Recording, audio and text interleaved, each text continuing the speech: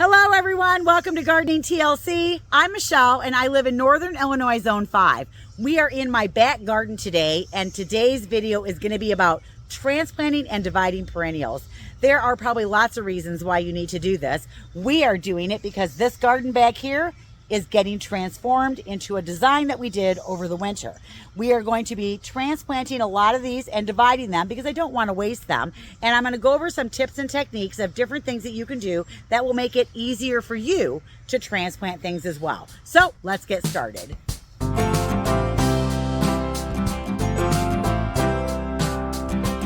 why the heck would you transplant something once you get it in the ground? Well, close your eyes, okay? I mean it, close your eyes. Now, picture this.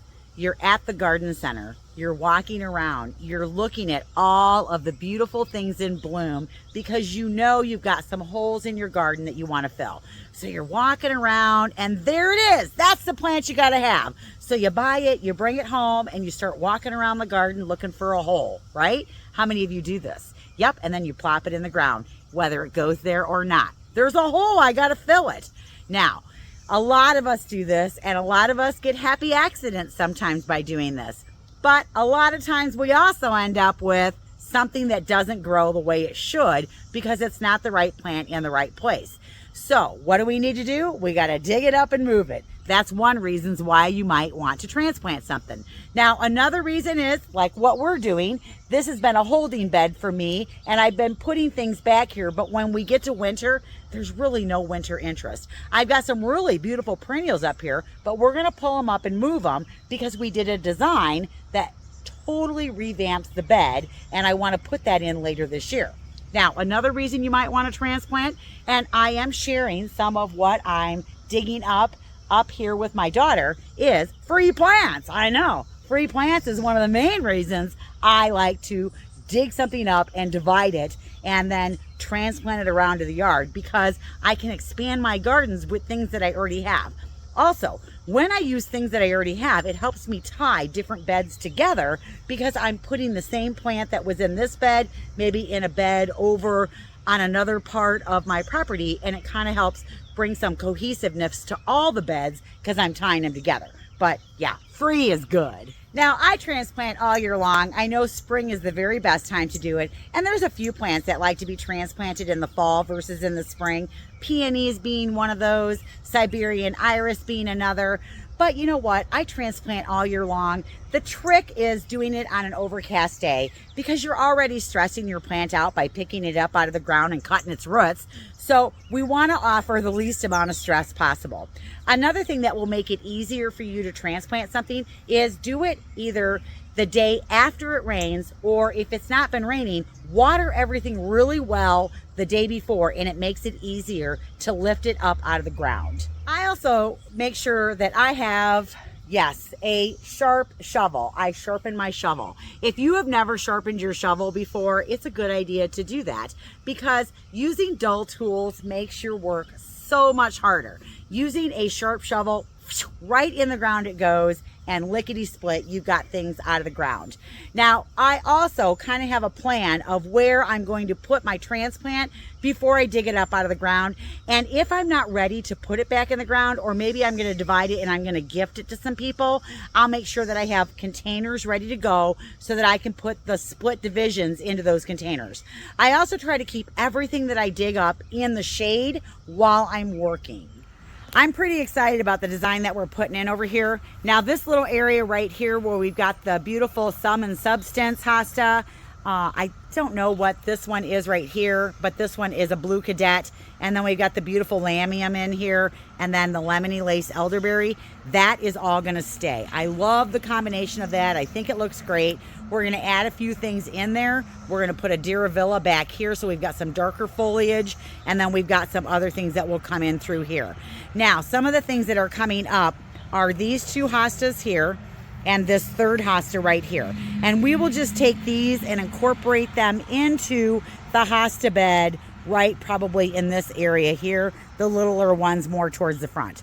Now we have a beautiful lady's mantle here. This is gonna stay. And we're actually gonna be adding more all along the front of this bed. Now here are the lungwort that I'm gonna divide. And as you can see, I am gonna take all of those spent flowers, I'm gonna dig these up and then divide these. I do have 3 astilbes in here. 1, 2, 3. Now I'm going to try to get those all up in big clumps, one big plant. I'm not going to split them, and I'm going to try and move the 3 of them together all into the bed where they're going to go. Now back here I have a white bleeding heart, and then I have a pink bleeding heart, and those I'm going to cut back because the stems are kind of brittle on those, and they break anyways when you're trying to divide them. They're done flowering for the year, so I'm going to cut them back, and then I'm going to lift it up, and then I'm going to split them into little pots. A lot of this I'm going to share with other people, and then I'm going to keep some of the divisions for myself. Now here I have a bug bane, and I am going to also try to dig this one up in one big piece, and I'm going to move it over by the other one that I already have. So that's kind of the plan for this area, is to get all of that dug up because I got to make room for my new design. I know I said I transplant all year long, and I do. When I was a landscaper, you couldn't wait for the weather. You just had to move along with your jobs. Now, if it's crazy hot out, like above 90 degrees, I don't like to do it when it's above 90 degrees. I try to do it when it's under 90, and I do try to do it when the humidity is not 150%. Today, we're in the lower 80s. There's a little bit of humidity because we've got some rain coming later. I think that's every day.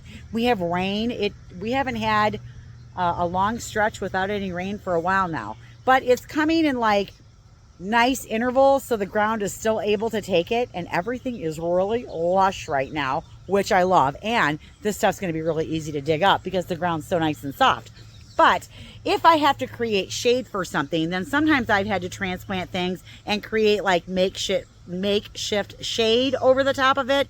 I've done that with umbrellas. I've done it with little canopies that we created out of cardboard and stakes. So sometimes I've had to do that, but if you can avoid that, great. But I don't think there's any hard and fast rule. As long as you keep it hydrated and keep it hydrated well, you're probably going to be fine.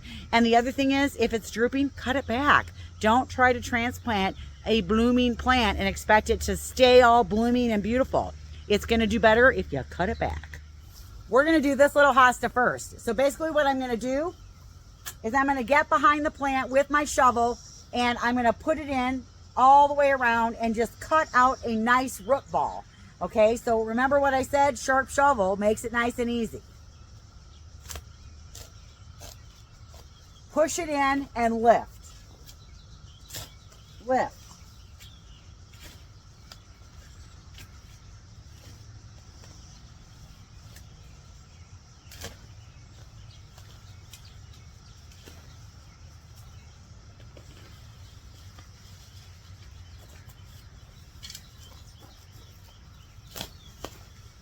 Okay, there it is. Ooh. So one of the things I'm not going to do when I am dividing a foliage plant like this is take my shovel and drive it down the center of the plant from the top of the plant. I'm going to rip all my leaves. I'm going to get my trusted dividing tool out and use that, the bread knife. This works awesome if you don't want to use your shovel or you don't want to rip up your leaves. So what I do, grab my little hosta here, and see right here, there's my root. I'm going to come in here like this, and I'm going to start hacking it off down there.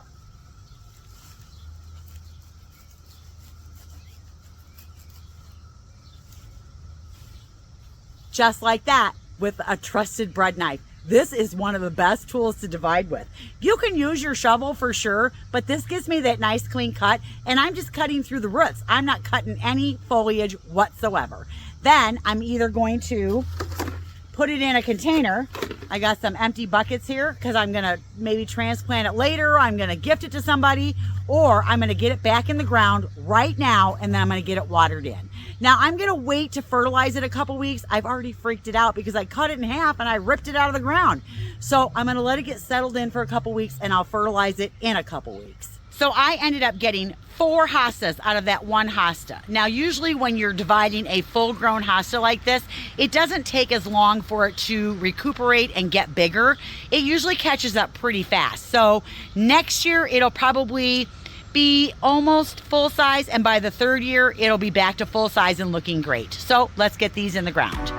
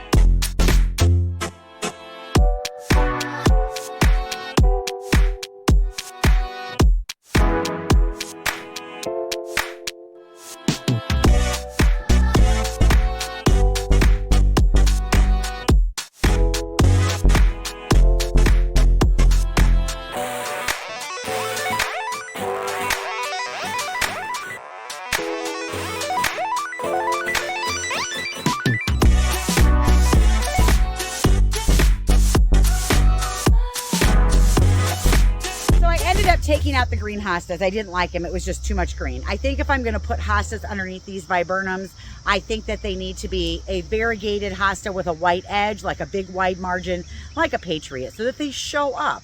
Because green on green, it's just more green.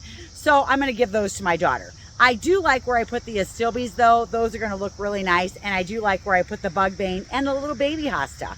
So that one is a lighter green, so it is a different hue, and I put it up next to some blue hostas. And then the other bugbane, it's kind of a different hue than the first one, but I think that has to do with the lighting conditions that it was receiving. But they will both grow together next to each other. And then the astilbe, I didn't cut either one of them back.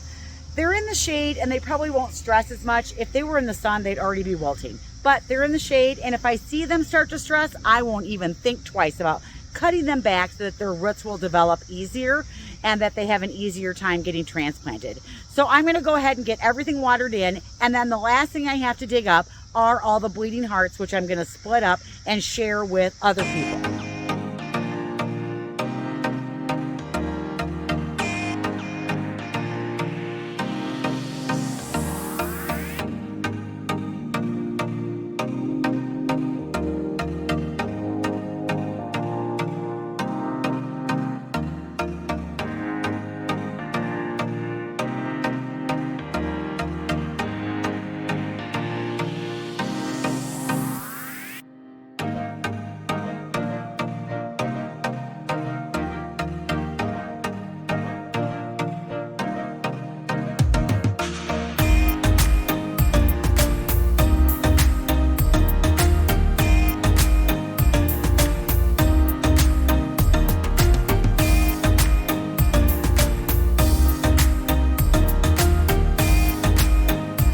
Here, this one is 1 year older than this one, but I think they'll catch up in the end. I do like them there for some height on the edge of the bed. We have the blue hostas that we transplanted last year right here, and see, they do recover pretty quick, because this is the one that I transplanted last year, and I got the 3 hostas out of it. Look how big it is already. Then I put my little single hosta here. It's a totally different green, and I think that those two look good together. I wanted to make sure I left enough room for these to get full size, so I scooched it quite a ways over. And again, if I put a hosta in here, I do think it needs to be a white edged hosta, and I don't want to put the lungwort there because I want to put that where I can see it, because I really like that plant. Now, this is where I decided to put the astilbe. These are the Visions in pink, so they'll get this nice pretty pink flower on it.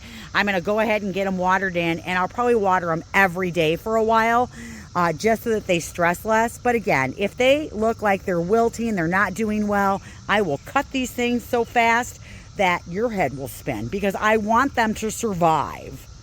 Okay, you guys, that's all I've got for today. I hope this helped you learn how to transplant some things in your garden, maybe make it a little bit easier when it comes to dividing.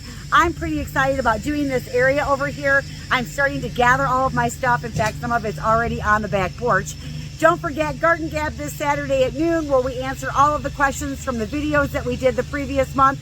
If you've got something really beautiful in your garden going on, make sure you send me a picture in a landscape format so that we can share it with everybody during Garden Gab.